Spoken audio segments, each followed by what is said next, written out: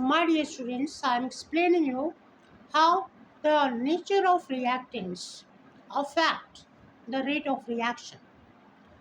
We take sodium and potassium. These are the two elements which are reacting with water in a fast manner. So the rate of reaction is very fast. But calcium, when reacted with water, it is very slow reaction. So the rate of reaction is also so slow.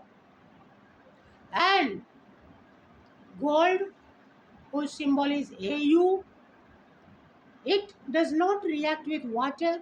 So rate of reaction is zero in that case with gold. Thank you.